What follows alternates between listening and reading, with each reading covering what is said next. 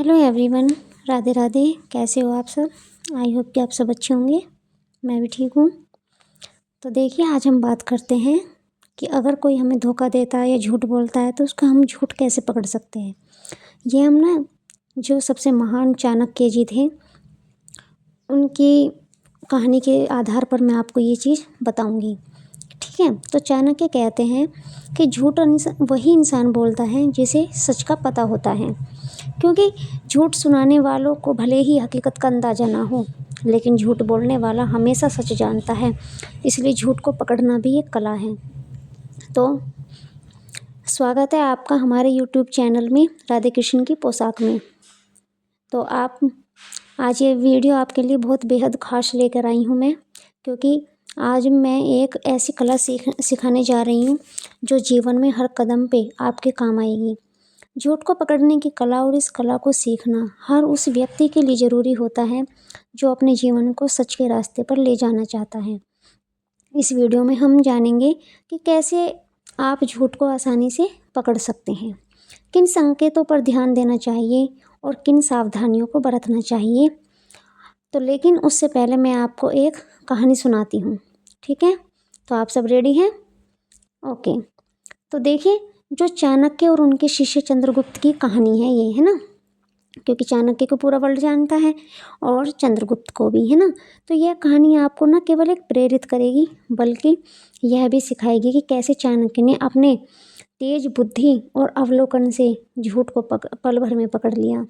तो इस वीडियो को अंत तक ज़रूर देखना, क्योंकि आज आप कुछ ऐसा सीखने वाले हैं जो आपको जीवन को बदल सकता है, आपके जीवन को बदल सकता है। तो चलो शुरू करते हैं, है ना। एक दिन चंद्रगुप्त अपने गुरु चाणक्य के पास आए। उनके चेहरे के मुंह पर ना एक अजीब सी बेचैनी थी, मानो वे कुछ छिपा रहे हों। चाणक्य ने उनकी ओर देखा और शांत स्वर में पूछा, चंद्रगुप्त क्या बात है, तुम्हारा मन आज क्यों उदास है? चंद्रगुप्त ने हंसते हुए कहा, नहीं गुरुदेव, कुछ नहीं, बस युद्ध की तैयारी में व्यस्त था, सब ठीक है। लेकिन उनकी आंखें कुछ और कह रही थीं। तो चाणक्य ने गौर किया कि चंद्रगुप्त की मुस्कान बनावटी है और उनकी आवाज़ में एक हल्का सा कंपन था। चाणक्य ने मुस्कुराते हुए कहा, चंद्रगुप्त, तुम मेरे शिष्य हो, तुम्हें मुझसे कुछ छिपाने की आवश्यकता नहीं, बोलो क्या बात है। चंद्रगुप्त ने फिर हंसकर कहा और बात को टालने की कोशिश की, गुरुदेव, आप बिना हर बार मेरे मन की बात पढ़ लेते हैं, सच में कुछ बात नहीं है। लेकिन चाणक्य को समझने में देर नहीं लगी। उन्होंने 2 मिनट में चंद्रगुप्त के भीतर का झूठ पकड़ लिया। चाणक्य ने बहुत धीरे से बोला कि बहुत धीरे से कहा, चंद्रगुप्त, तुमने जो कहा वह सच नहीं है, क्योंकि तुमने कल रात एक गुप्त बैठक की थी जिसमें तुमने कुछ सैनिकों के साथ मिलकर एक योजना बनाई और वह योजना तुम मुझसे छिपा रहे हो। क्या मैं सही हूँ? चंद्रगुप्त एकदम ठहर से गए, रुक गए एकदम, मतलब कि जैसे कहते हैं ना कि सांस रुक जाती है, एकदम शॉक्ड हो गए। उनकी आंखें आश्चर्य से फैल गई। उन्होंने हिम्मत जुटाकर कहा, गुरुदेव, मैंने तो बड़े ध्यान से और बहुत साफ तरीके से आपसे झूठ बोला, फिर भी मतलब कि पूरे आत्मविश्वास के साथ मैंने झूठ बोला, फिर भी आपने इतनी आसानी से मेरा झूठ पकड़ लिया। कृपया मुझे यह कला सिखाइए। तो चाणक्य ने कहा, हंसते हुए कहा, मेरे शिष्य, झूठ पकड़ना कोई जादू नहीं है, बल्कि एक पल है जो अवलोकन, धैर्य और बुद्धि से आता है।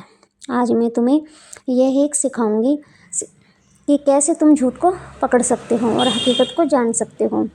लेकिन पहले मैं तुम्हें एक और कहानी सुनाता हूँ जो तुम्हें इस कला का महत्व समझाएगी। एक छोटा सा गांव था, हरा भरा, शांत और ईमानदार लोगों से भरा हुआ था। उसी गांव में एक व्यापारी रहता था, उसका नाम था धर्मदत्त। धर्मदत्त की घी की दुकान और पूरे गांव में बहुत प्रसिद्ध थी। लोग कहते थे कि यहाँ का घी सबसे शुद्ध होता है, गाय के ताजे दूध से बना, सुगंधित और स्वादिष्ट। धर्मदत्त की दुकान पर हमेशा भीड़ लगी रहती थी। दूर दूर से लोग उसके यहाँ घी खरीदने आते थे। उसका कारोबार खूब फल फूल रहा था। उसके पास धन, नाम और मान सम्मान सब कुछ था, लेकिन मनुष्य का मन बड़ा चंचल होता है, तो धन मिलने के बाद भी लोभ का नशा उतरा नहीं। समय बीतता गया। धीरे धीरे धर्मदत्त के मन में लोभ जाग उठा। उसे लगने लगा कि यदि वह घी में थोड़ा सा सस्ता तेल मिलाए तो उसे अधिक मुनाफा होगा। उसकी दुकान तो वैसे भी प्रसिद्ध थी, कोई शक नहीं करेगा। पहली बार उसने बहुत डरते डरते यह काम किया। उसे फिर उम्मीद नहीं थी कि लोग इस बात को समझ पाएंगे, लेकिन आश्चर्य, उस दिन भी उसकी सारा ही घी बिक गया। ना कि किसी ने घी की गंध पर शक किया, ना रंग पर। यह देखकर उसका विश्वास बढ़ गया। हर रोज़ घी में तेल मिलाने लगा। लागत घटी, मुनाफा बढ़ा, वो घी सोने जैसा चमक उठा। उसने एक नया मकान बनवाया, दुकान और भी बड़ी कर ली, गांव के मंदिर में दान देना शुरू कर दिया ताकि लोग उसे धर्मात्मा समझें। लेकिन एक बात उसने नहीं समझी, सच्चाई कितनी भी छुपाई जाए, पर एक न एक दिन वह सामने सबके आ ही जाती है। तो गांव के कुछ बड़े बूढ़े लोगों ने बोला। धीरे धीरे घी की गंध और स्वाद में फ़र्क महसूस किया। बच्चों को घी खाने के बाद पेट में दर्द होने लगा। कुछ गृहिणियाँ बोली, पहले जैसा स्वाद नहीं रहा, लेकिन कोई साहस कर उसकी शिकायत करने ना गया, क्योंकि धर्मदत्त एक बड़ा आदमी बन गया था। पर गांव में एक साधु आया। वह दूर दूर से यात्राएं करता था। जहाँ भी जाता वहाँ के मंदिर में रुकता और लोगों के मन की बातें सुनता। जब वो इस गांव पहुंचा तो उसने भी धर्मदत्त की दुकान से घी खरीदा। घी सूंघा, उंगलियों पर घिसा और हल्की सी मुस्कान उसके चेहरे पर आई।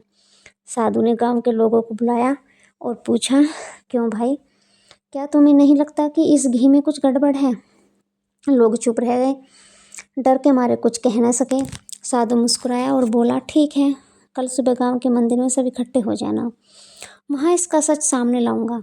अगले दिन सुबह पूरा गांव मंदिर में इकट्ठा हुआ। साधु ने धर्मदत्त को भी बुलाया। उसकी आंखें उस पर टिकी थी। साधु ने एक कटोरी में घी लिया, उसमें थोड़ी रुई डाली और दीपक बनाया। जब घी के दीपक को जलाया गया तो उसमें से काली धुआं निकली और बदबू भी आई। सब लोग हैरान रह गए। देखो, साधु बोला, शुद्ध घी कभी भी इस तरह नहीं जलता, इसमें जरूर मिलावट है। धर्मदत्त का चेहरा पीला पड़ गया। गांव के मुखिया ने कठोर स्वर में पूछा, सच सच बता, तूने क्या मिलाया है? धर्मदत्त ने बहुत कोशिश की झूठ बोलने की, लेकिन साधु की तीखी नजरें और गांव वालों की आंखों से बच नहीं सका। आखिर उसे कबूल करना पड़ा कि मैंने ही घी में सस्ता तेल मिलाया है। गांव में सन्नाटा छा गया। जिन लोगों ने सालों से उस पर भरोसा किया था ना, वे शर्मिंदा महसूस करने लगे। धर्मदत्त रो पड़ा। उसने कहा, मैंने लालच में आकर यह पाप किया, मुझे क्षमा करो। साधु ने शांत स्वर में कहा, देखो भाई, धन कमाना बुरा नहीं है, पर बेईमानी से कमाया गया धन कभी सुख नहीं देता।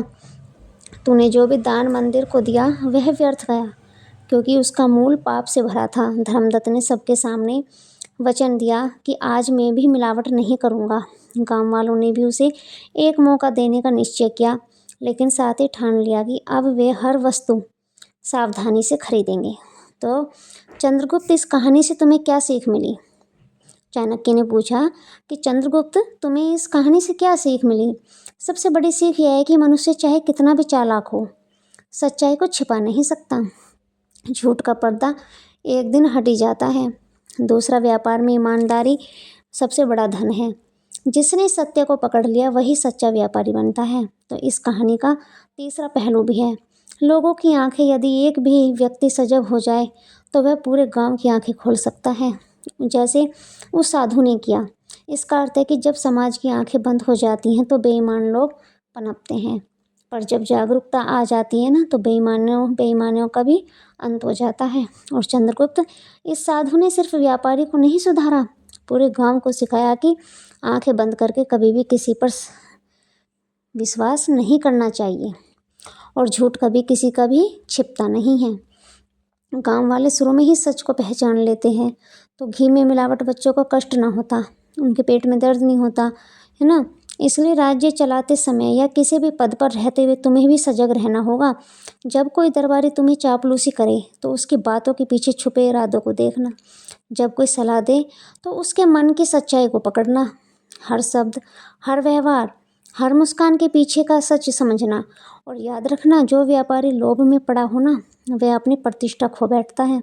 तो आज भी गांव वाले उसे शक की नज़र से देखते हैं। तो मनुष्य के जीवन में एक बार भरोसा टूट जाए तो दोबारा वह पहले जैसा नहीं बनता। चंद्रगुप्त ने सिर झुकाकर कहा, आचार्य, मैं समझ गया। मैं राज्य और जीवन में सच्चाई को ही सबसे बड़ा धर्म मानूंगा, चाहे कितना भी लालच सामने क्यों न हो। मैं कभी अन्याय और धोखा नहीं करूँगा। तब चाणक्य ने कहा, चंद्रगुप्त, मैं आपको कुछ ऐसे नियम बताने जा रहा हूँ जिनकी मदद से किसी भी व्यक्ति के झूठ को बहुत आसानी से पहचान सकते हैं। लेकिन इस कला में धैर्य, सूझबूझ और निष्पक्षता जरूरी है। तो आइए एक एक नियम को ध्यानपूर्वक समझते हैं। नियम 1, शारीरिक हाव भाव पर ध्यान दें। जब कोई व्यक्ति झूठ बोलता है तो सबसे पहले उसके शरीर की भाषा बदलती है। चाहे उसकी जुबान कुछ भी कह रही हो, लेकिन उसके हाव भाव सच्चाई को उजागर कर देते हैं। इस नियम को समझना बहुत आसान है। उदाहरण के लिए चलो देखते हैं कि जैसे अगर कोई आपसे बात कर रहा है और बार बार अपनी आंखें इधर उधर घुमा रहा है, तो यह शक का संकेत हो सकता है। सामान्यतः जो व्यक्ति सच बोलता है ना, वह सामने वालों की आंखों में निडरता से देखता है, लेकिन जो झूठ बोल रहा होता है ना, वह सामने नजरें मिलाने से बचता है या बार बार नीचे देखता है। कई बार लोग अपने मुंह या नाक को बार बार छूते हैं। यह संकेत है कि वे तनाव में हैं। जब दिमाग झूठ करता है ना, तो शरीर तनाव महसूस करता है और हाथ अनायास ही मुंह, नाक या गर्दन की ओर बढ़ते हैं। इसके अलावा पैरों की हरकत भी कुछ कहती है। झूठ बोलने वाला व्यक्ति बार बार पैर हिलाता है, कुर्सी पर असहज होकर बैठता है या बार बार पोजीशन बदलता है।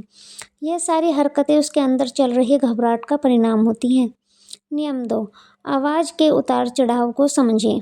दूसरा महत्वपूर्ण नियम है कि व्यक्ति की आवाज़ पर ध्यान देना। जब भी कोई इंसान झूठ बोलता है ना, तो उसकी आवाज़ में हल्का सा फ़र्क आ जाता है। चाहे वह इस बात को खुद ना समझे, लेकिन उदाहरण के लिए अगर जैसे कोई व्यक्ति सामान्य बातचीत में धीमी आवाज़ में बात करता है ना, लेकिन किसी खास पर्सन पर अचानक उसकी आवाज़ तेज़ या अजीब सी हो जाए ना, तो यह संकेत हो सकता है कि वह उस सवाल से कंफर्टेबल फील नहीं कर रहा। इसी तरह यदि उसकी आवाज़ में अचानक रुकावट आने लगे, जैसे हाँ, मतलब, तो यह भी झूठ बोलने वाले का लक्षण है। कभी कभी झूठ बोलने वाला अपनी बातों को बार बार दोहराता है ताकि सामने वाले को विश्वास दिला सके। वह कह सकता है, नहीं नहीं, मैं तो वहाँ था ही नहीं, सच में नहीं था। इस बात को दोबारा दोहराने से पता चलता है कि वह अपने झूठ को खुद ही पक्का करने की कोशिश कर रहा है। क्योंकि सच्चे आदमी जो होता है ना, वो सिर्फ एक बार बोलता है, 2 बार बोलता है। अगर किसी को विश्वास करना है तो ठीक है, नहीं करना तो कोई बात नहीं, पर वो अपनी सफाई नहीं देता ज़्यादा। और जो झूठा आदमी होता है ना, वो बार बार अपनी बात को रियलाइज़ कराने के लिए, उनको समझाने के लिए बार बार दोहराता रहता है। तो यहाँ पे उसको पता चल जाता है कि ये इंसान झूठ बोल रहा है। तो फ्रेंड्स, ये थी आपको एक किसी के, अगर आपकी लाइफ में कोई आपसे जैसे झूठ बोल रहा है, तो आपको उसको झूठ का पकड़ना है और उसके ना इस वीडियो के ज़रिए आप उसका झूठ पकड़ सकते हो। इसमें जैसे बताया है, उससे आपको पता चल जाएगा और आप काफ़ी हद तक धोखा खाने से बच सकते हो। तो फ्रेंड्स, अगर आपको ये वीडियो अच्छी लगी तो लाइक, कमेंट एंड शेयर ज़रूर कर देना, और जो न्यू है वो सब्सक्राइब कर लेना।